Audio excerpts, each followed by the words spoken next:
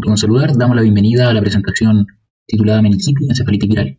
Introducción. La meningitis es la inflamación de las meninges y el espacio subaracnoide. Puede ser consecuencia de infecciones, otras enfermedades o reacciones a fármacos. Esta puede ser clasificada por su causa: bacterias, virus, hongos, protozoarios o, en ocasiones, trastornos no infecciosos. Se hablará sobre meningitis viral principalmente, el cual es un término que se utiliza a veces como sinónimo de meningitis aséptica. Sin embargo, la meningitis aséptica generalmente se refiere a la meningitis aguda causada por algo distinto a las bacterias que normalmente causan la meningitis bacteriana aguda. La meningitis viral tiende a ser menos grave que la meningitis bacteriana aguda. Los hallazgos incluyen cefalea, fiebre y rigidez de nuca. El diagnóstico se realiza mediante el análisis del líquido cefalorraquídeo, tratamientos con medidas de sostén, aciclovir para la sospecha de herpes simple y las drogas antirretrovirales para la sospecha de infección por el VIH. Por otro lado, la encefalitis es una inflamación del parénquima cerebral, que se produce como consecuencia de una invasión viral directa o como una complicación inmunitaria postinfecciosa causada por una reacción de hipersensibilidad a un virus u otra proteína extraña. Los síntomas incluyen fiebre, cefalea y alteración del estado mental, que suelen acompañarse por convulsiones o déficits neurológicos focales. El diagnóstico requiere análisis del líquido cefalorraquídeo y neuroimágenes. El tratamiento consiste en fármacos antivirales cuando esté indicado y manejo sintomático. Respecto a la patogenia de la meningitis viral, esta comienza cuando el agente causante ingresa al huésped a través de las secreciones respiratorias o por vía fecal-oral, aunque también existe transmisión oral y vertical. El periodo de incubación es de aproximadamente 3 a 6 días. Dado esto ocurre una infección primaria en el tracto respiratorio o gastrointestinal, donde el virus se replica primariamente en la nasofaringe y en el intestino, desde donde se disemina directamente al tejido linfático circundante. Desde allí, el virus produce una viremia primaria, como se mencionó anteriormente, migrando hacia órganos como el hígado, cerebro, corazón, pulmones, piel y mucosas a través de la diseminación hematógena. A esto le sigue una infección secundaria del sistema nervioso central, que es la que causa finalmente meningitis u otros problemas neurológicos. La infección viral del sistema nervioso central puede ocurrir a través de diferentes mecanismos, como la infección del epitelio del plexo coroideo, la infección del tejido linfoide, la inducción de la inflamación y la ruptura de la barrera hematoencefálica y la infección de las vías neuronales sensoriales periféricas. Una vez que el agente viral ingresa al sistema nervioso central, se detectan niveles elevados de quimiotrayentes, neutrófilos, células TCD8 y monocitos, lo que indica la inducción de una respuesta inmunitaria. Respecto a la patogenia de la encefalitis viral, los virus pueden ser liberados por humanos o animales infectados, ya sea a nivel de salivar o a través de las gotas respiratorias, de la leche materna, entre otros. Hay que tener claro que los virus no tienen movilidad y deben penetrar fuertes barreras para poder ingresar al cuerpo de un huésped humano susceptible. Una vez que las células huésped se infectan, ya sea a nivel del tejido subcutáneo, de membranas mucosas o el sistema hematopoyético, los virus se replican generalmente de manera local antes de que haya invasión del sistema nervioso central. Esta invasión al sistema nervioso central se realiza a través de distintos mecanismos, dentro de ellos los principales a través de los nervios llamado diseminación retrógrada o a través de la sangre llamada diseminación hematógena. La mayoría de los virus invaden el sistema nervioso central mediante esta última, o sea, por vía hematógena. Este tipo de invasión va a depender de la magnitud y la duración de la viremia, dado que rápidamente el nivel sanguíneo gracias al sistema retículo endotelial, elimina los virus de la sangre. Respecto a la diseminación retrógrada, las terminaciones nerviosas tienen receptores para algunos virus, y estos son transportados por el sistema de transporte de axones retrógrados a los cuerpos celulares, donde va a ser posible la replicación. Dentro de aquellos virus que se propagan por esta vía está el virus herpes simple, la rabia y el virus del herpes zóster. Una vez que el sistema nervioso central se encuentra invadido por la carga viral, se produce una respuesta inmunitaria, causando que la patología de la encefalitis viral aguda se caracterice por células inflamatorias mononucleares en una distribución perivascular a nivel de la sustancia gris y las meninges, y esto sumado a células neurales con neuronofagia. En cuanto a la epidemiología, la meningitis viral es una causa frecuente de hospitalización. La incidencia en la población general se ha estimado de 5 a 15 casos por 100.000 habitantes por año en el Reino Unido, mientras que las estimaciones basadas en la población de Estados Unidos han sugerido una incidencia general de meningitis enteroviral de 8 a 10 por 100.000 personas entre todas las edades. La tasa de hospitalización por esta causa es de 14 por 100.000 habitantes. Estas cifras probablemente están subestimadas por la elevada frecuencia de casos leves no reconocidos que no llegan a atención hospitalaria. En Chile, durante los años 2005 a 2006, ocurrió un prolongado y extenso brote de meningitis viral por Ecovirus 30, afectando desde la primera a la 11ª región, con alrededor de 3.300 casos. Aparte de estos datos, no se encontraron datos actuales sobre la epidemiología y la tasa de incidencia que tiene esta patología en nuestro país.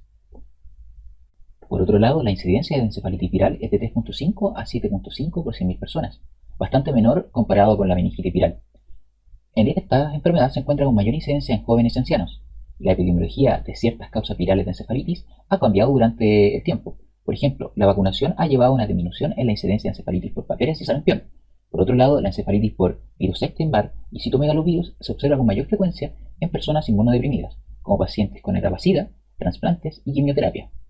Otros factores epidemiológicos importantes incluyen la época del año, la geografía y la exposición a animales o insectos, siendo importante destacar que las transmisiones generalmente ocurren al cerebro por vía hematógena. Por otro lado, estudios chilenos muestran que la mayoría de las encefalitis no se conoce ningún agente patógeno, y cuando se llega a identificar alguno, el 80% es producido por enterovirus. Ahora bien, hablando de la etiología, los principales virus identificados en la meningitis son los enterovirus. Como ya habíamos nombrado, corresponden al coxsackievirus, ecovirus y poliovirus, asociado a más del 85% de los casos de meningitis viral. También encontramos al herpes simple, tipo 1 y tipo 2, la varicela zoster, el paramyxovirus, característica de la enfermedad de las paperas, arenavirus, que corresponde a una enfermedad denominada coriomeningitis linfocítica, y el adenovirus. La mayoría de las infecciones virales del sistema nervioso central son complicaciones poco comunes de las enfermedades sistémicas causadas por estos patógenos. Después de la multiplicación del virus en los tejidos extraneurales, el virus se disemina al sistema nervioso central por vía hematógena o se disemina a lo largo de las fibras nerviosas. Estudios sugieren una relación con la estacionalidad y la frecuencia de meningitis por esta causa, siendo verano y otoño el periodo con más casos de meningitis por causa enterovírica. Por otro lado, en los Estados Unidos, la causa más común de encefalitis viral son los virus herpes simples, el virus del nido occidental y los enterovirus. Además, se nombra también al virus del dengue y el virus de la rabia. Sin embargo, un estudio de la Universidad Católica de Chile indica que, como bien habíamos dicho, la mayoría de las encefalitis ocurridas en nuestro país se identifican como enterovirus, siendo muy poco frecuente las encefalitis transmitidas por artrópodos, cosa muy frecuente en otros países. A continuación presentamos una tabla que nos pareció importante destacar, en donde mostramos varios de los virus que producen meningitis y encefalitis, destacando que existen variables como la geografía, la estacionalidad, la vía de transmisión y la prevención para la producción de cada una de estas patologías. En cuanto a la presentación clínica de la meningitis, vamos a encontrar signos meningios, como la rigidez de nuca, el signo de Kerning, que consiste en elevar una pierna extendida y el paciente flexiona la rodilla de forma refleja, y el signo de Lutzinski, que consiste en elevar la cabeza y que el paciente flexiona la rodilla de forma refleja. También se encuentran signos de hipertensión intracraneal como cefalea, que es fuerte, pulsátil o explosiva y que no cede con analgésicos ni AINES, náuseas y vómitos, bradicardia e incluso insuficiencia respiratoria, además de una fiebre mayor a 39 grados Celsius y fotofobia. En cuanto a la presentación clínica de la encefalitis, los pacientes en general tienen un estado mental alterado que va desde déficits sutiles hasta falta de respuesta total. Los síntomas y signos de irritación meningia, como fotofobia y rigidez de nuca, suelen estar ausentes en una encefalitis pura, pero a menudo acompañan a una meningoencefalitis. Las convulsiones son comunes con la encefalitis y pueden ocurrir anomalías neurológicas focales como hemiparesia, parálisis de los nervios craneales y reflejos tendinosos profundos y o patológicos exagerados. Los pacientes pueden parecer confundidos, agitados u obnubilados. Es importante mencionar la diferencia en la clínica de una meningitis versus una encefalitis, donde la presencia o ausencia de una función cerebral normal es la característica distintiva e importante entre la encefalitis y la meningitis. Los pacientes con meningitis pueden estar letárgicos o distraídos por el dolor de cabeza, pero su función cerebral permanece normal. Por el contrario, los pacientes con encefalitis comúnmente presentan anomalías en la función cerebral, como estado mental alterado, déficits motores o sensoriales, comportamiento alterado y cambios de personalidad, y trastornos del habla o del movimiento. Las convulsiones y los estados postictales pueden observarse con meningitis sola y no deben interpretarse como evidencia definitiva de encefalitis. Otras manifestaciones neurológicas incluyen hemiparesia, parálisis flácida y parestesias. Sin embargo, la distinción entre las dos entidades es con frecuencia borrosa, ya que algunos pacientes pueden tener un proceso tanto parenquimatoso como meningio con características clínicas de ambos. Por lo general se etiqueta al paciente como si tuviera meningitis o encefalitis según las características que predominan en la enfermedad, aunque meningoencefalitis también es un término común que reconoce la superposición de estas patologías. En cuanto al diagnóstico de meningitis, tenemos en primer lugar la realización de un análisis general del LCR mediante una punción lumbar, donde se debe diferenciar tanto macroscópicamente como en el análisis general las características de este líquido cefalorraquídeo y comparar de esa manera aquellas características que nos orienten a una meningitis viral versus una meningitis bacteriana o por otra causa como tuberculosis, según lo que se ve en esta tabla, donde en general hay un aumento de los glóbulos blancos, sin embargo no tan alto como en la meningitis bacteriana. Hay un bajo porcentaje de polimorfonucleares, las proteínas aumentan, pero no tan significativamente como en la meningitis bacteriana, y la glucosa se encuentra normal o un tanto disminuida. Y en el aspecto macroscópico se encuentra un líquido cefalorraquídeo claro.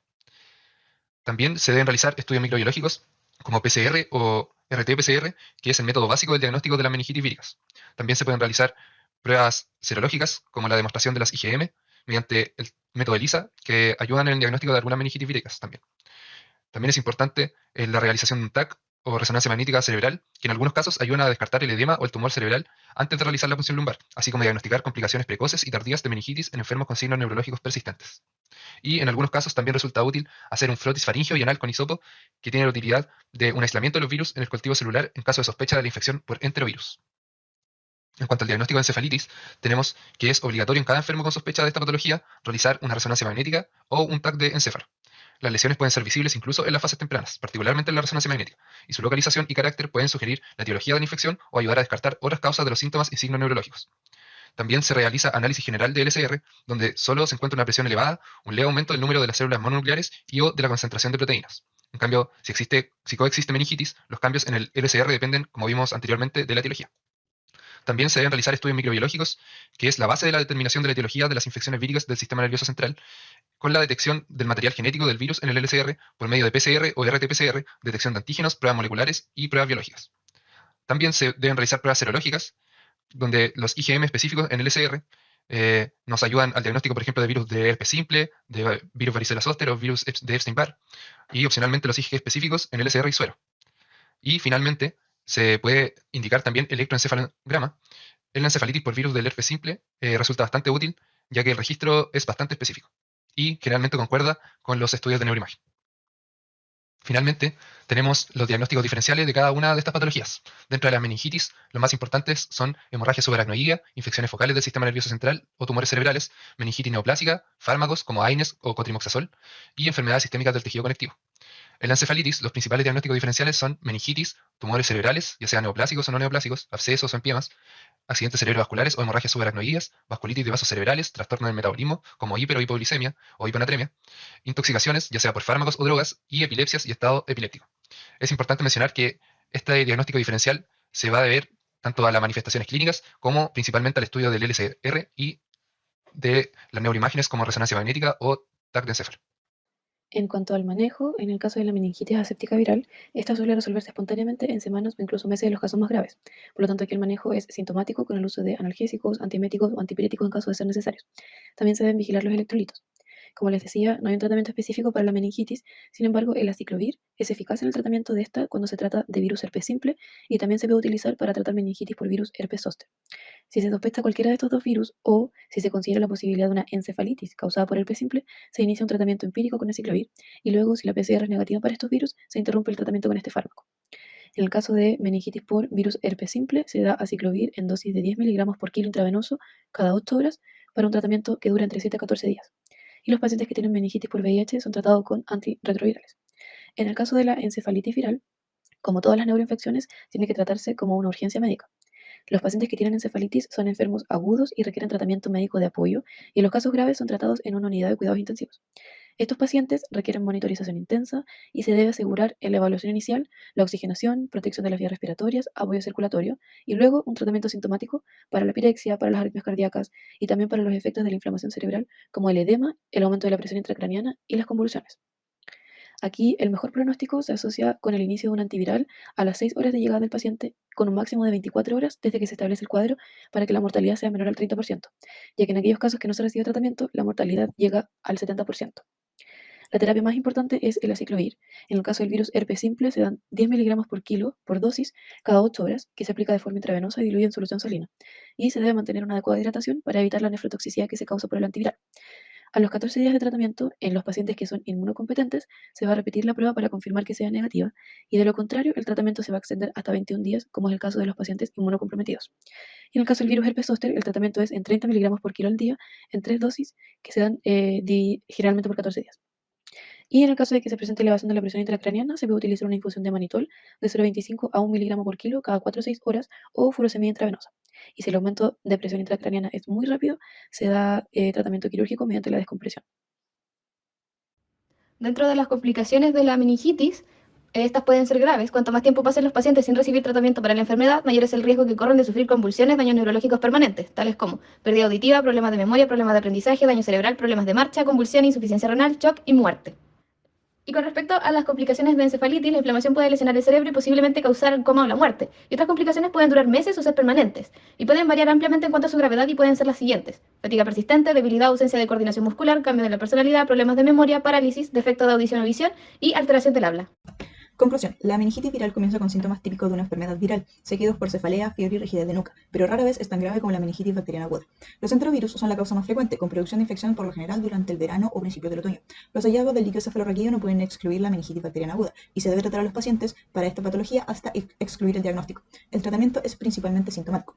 Por otro lado, los virus que causan infecciones epidémicas o esporádicas pueden invadir e infectar el parénquima cerebral, causando encefalitis. La encefalitis produce fiebre, cefalea y alteraciones del estado mental, a menudo acompañados por convulsiones y déficits neurológicos focales.